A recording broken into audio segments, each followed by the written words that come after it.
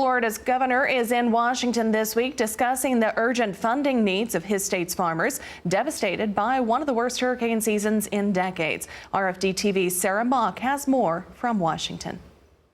Hurricane Irma devastated Florida agriculture, and citrus growers were especially hard hit. In the aftermath of Irma, we had groves that were completely underwater.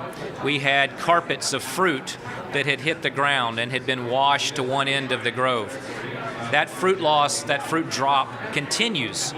We estimate somewhere around 2% per week is still hitting the ground because of the long-term damage to that tree. That means not only are we losing anywhere from 50 to 80% of this year's crop, depending on where your grove is, but you're losing the tree.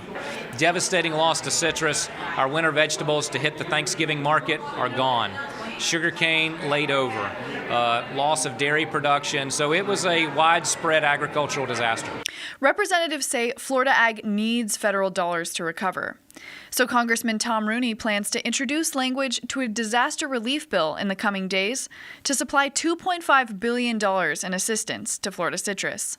For the last 10 years, the growers have not even broke even.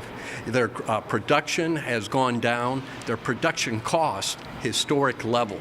So as they had to cut back staff, if they had to cut back other operations, many growers couldn't afford the high premium of insurance. Spark says even farmers with insurance can expect to recover only about 25% of last year's crop. Even with the best policy, he says, farmers are losing $2,000 to $3,000 an acre. Well, crop insurance is notoriously inadequate for specialty crops.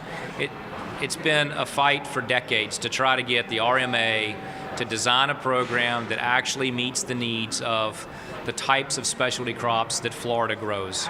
Legislators say Farm Bill crop insurance programs were created to avoid this kind of ad hoc disaster relief payment.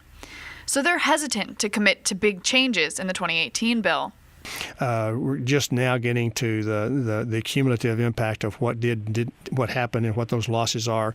And once we see that, I think we'll have a better sense of just what we need to do. That will inform us as to are there holes in it, or the things we need to fix going forward. That's a fix that would not take effect until at the earliest a year from now. Putnam adds that consumers are likely to see higher prices in the grocery store in coming months, especially for key Florida crops like orange juice and other citrus products.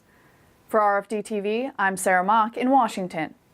Well, agriculture is Florida's second largest industry, with the state earning around $124 billion annually, mainly from citrus, sugar, winter vegetable production, timber, beef, and dairy.